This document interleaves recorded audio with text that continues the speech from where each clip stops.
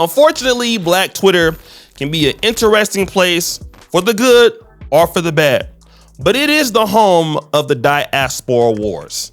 I see it in Kenya and Uganda. I've seen that since I've been here. But one of the best ones is, Jamaicans versus African Americans, especially when there is Olympics or the races and things like that, especially with men or women. And of course, we are back here today. And when a person put up this post that we're going to get into, it really set off one of the greatest diaspora wars that I've seen in a long time. Let's get into it. So guys, this was the post that set everybody off. It's by Steven ITZ_Stevie STEVIEE. He says, order of who Jamaicans want to win. 1, any Jamaican athlete. 2, any Caribbean athlete. 3, any athlete from Africa. 4, any Black athlete not from USA. Anybody but USA. So this really pissed people off. So let's look at the reply. This lady says, good to know. I will never spend money ever again, nor will I support any Jamaican business in the United States now that I know how you feel. This person goes, we need to stop visiting Jamaica. I went twice, spent so much money with the locals at all the tourist spots, then went to eat hella costly. I come home, get on Twitter, and all I see is them bashing my people, shaking my head. You see this? It's the fact that African Americans don't respond with trank banter, but with diasporic identity distress. Every year it's the same damn thing, and it's always funny to see them meltdown. This must be somebody from Jamaica. These comments are way too serious. It's just sports. Just like how people have sports teams they support and sports teams that they'll never support. It's no serious beef. It's just fun. Relax. All right, now this is an interesting comment. I'm not sure if this person's Jamaican or African American, but again, for her and for some people, it's no serious beef, and usually it's not. But again, when you have, some history of there being some beefs on every side, somebody's going to get offended. That's why when we have these diaspora talks and pan-africanism and things like that, you got to be careful for what you say, because you will offend somebody and somebody will take it there. Now, look at this. He's responding to the first person who made the post. My guy, you're a Ravens fan and probably an NBA fan too. You always root for Black Americans in the USA, but I know your contradictions is just for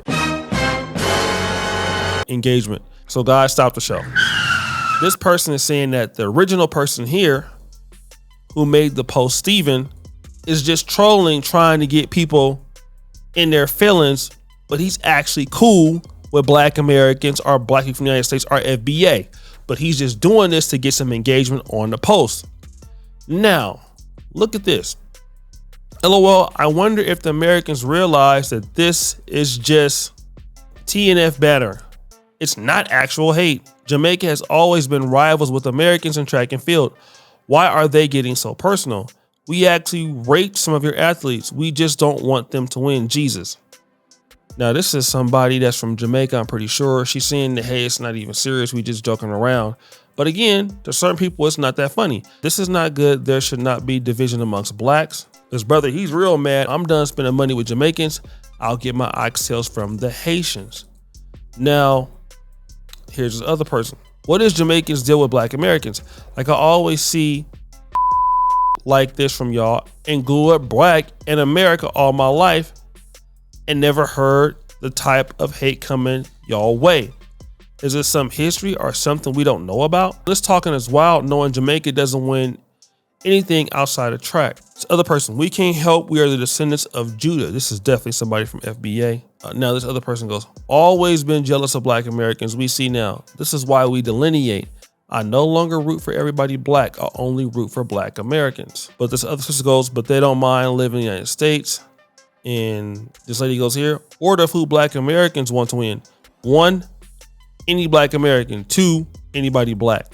So basically what she's saying is Black Americans want all the Blacks to win, while the Jamaicans, they're more tribalistic and only want them to win, and everybody but African Americans or Black Americans to win. So guys, people will look at that as unnecessary back and forth banter. It's immature on both sides. But let me just tell you something, okay? And, we ought to be Pan-African and these things shouldn't happen. These things do happen. And I'm going to be real. They happen in Africa between our communities and other communities. People pick sides, whether you like it or not. It happens in Uganda. It happens in Ghana. It happens in Gambia. It happens in Tanzania. Let's look at this thing again, right? Well, this person that put this up could mean it as a joke. But to other people, it's not a joke, especially if you're not a Jamaican. I've read some comments where somebody was like, yo, this is just banter. We're having fun. But if you've ever encountered a Jamaican or an African-American or Nigerian and that person has pissed you off and they meant it, well, you're on edge. And that's what happens when you join diaspora groups. It can happen when you come into the continent. When we all come as one community, let me just say, we might not come, but I meet somebody from St. Louis. I meet somebody from Oakland. I don't know them before I meet them in Africa, but we grew up very similar. We went to the same kind of churches. We eat the same kind of foods. We in the same generation, right? It's going to be a lot easier for me to get along with them. Now, include somebody else in the mix. And that person could be Black British. And if that person is Black British, like from Uganda or Ghana or whatever, at first, everything could be okay depending on the person. But, you could complain about your experiences, which has definitely happened. It's happened to me. And somebody can get offended. And somebody could say something and you get offended. Whether you do it on Black Twitter or not is one thing. But those beefs are there. That tension never leaves between our group or their group and anybody else's group. And we want to act like Pan-Africanism all the time is a perfect harmony.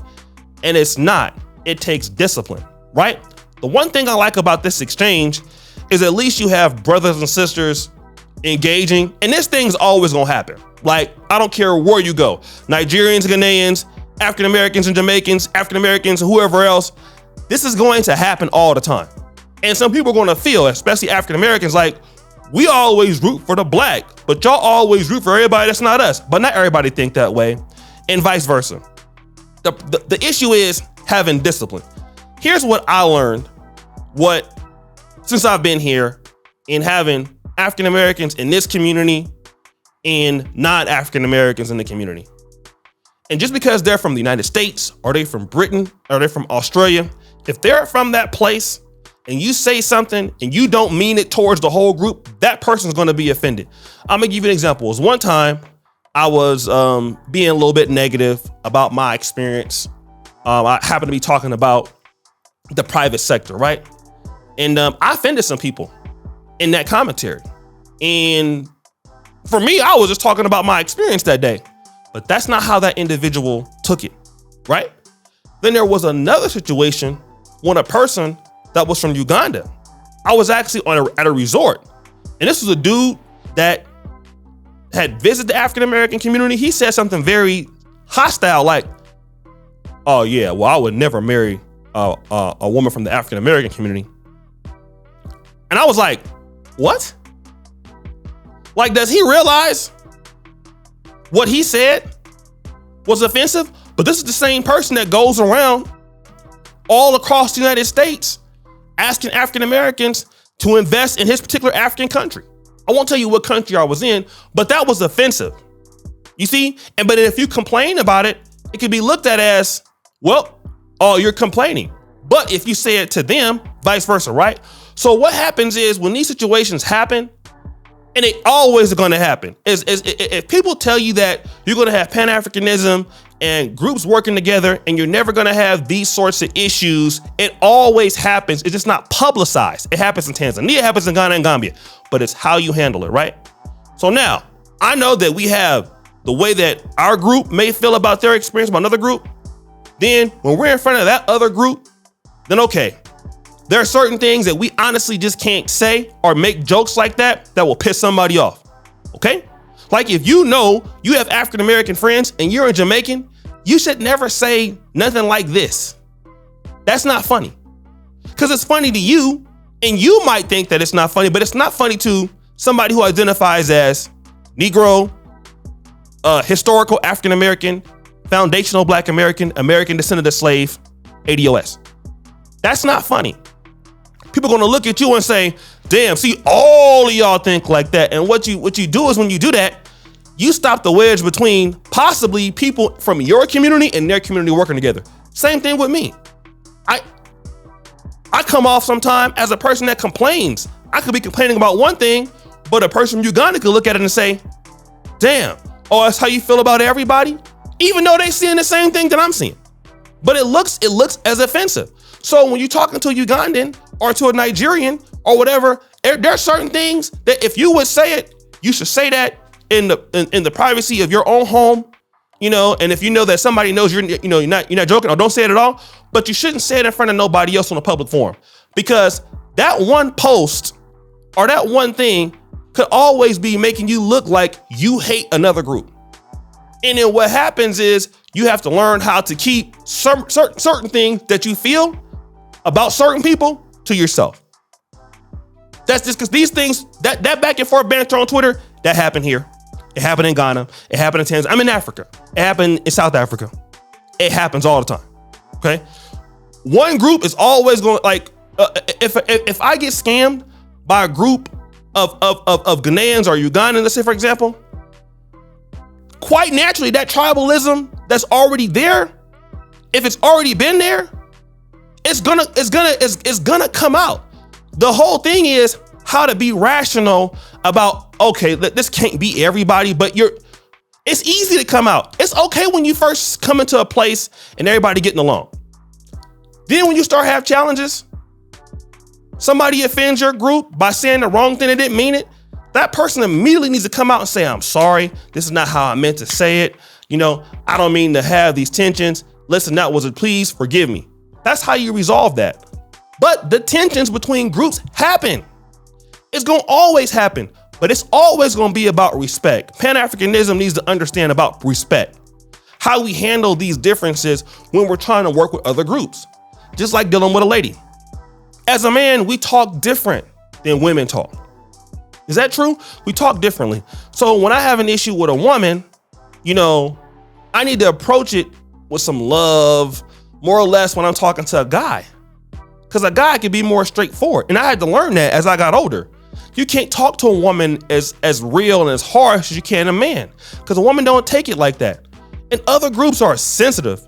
When you talk about situations about their country or their people, it don't matter if it's true. They're going to be sensitive. Even us, we're going to be sensitive. We're not going to like that. So we need to find that common ground so that when we do have issues, look, let's hash it out. What was said? Because you're going to make a mistake. What was said? We didn't mean it like that. We're going to stay away from that. So we can learn how to work together and deal with each other. And my last point is this. The FBA Jamaican banner that goes on Twitter, I will say this one thing. At least they're talking. Sometimes groups have to go through it to somehow eventually start working together. That's what happens. Get to the roast shows, get to all of that, because you're going to come across that. And the faster you get to that, the easier you be. You ain't got to like everybody. You ain't got to appreciate everybody. But if you can at least get to talking, then if I'm talking to somebody, I at least get to develop some kind of relationship with them eventually in the end, even if it is roasting, right? So that's where we at. This banter, most people don't want to tell you that happens all the time. Or those tensions, at least, happens all the time. It happens all the time. That group disrespect the other group and don't know it, and vice versa. But it's how you deal with it that makes this relationship successful and sustainable. And once you can approach people from respect and people know you're a good person, they can forgive that. We can keep it moving. So guys, it's my time. It's O'Shea Duke Jackson here with King Ghana on Fair Use. I'm out.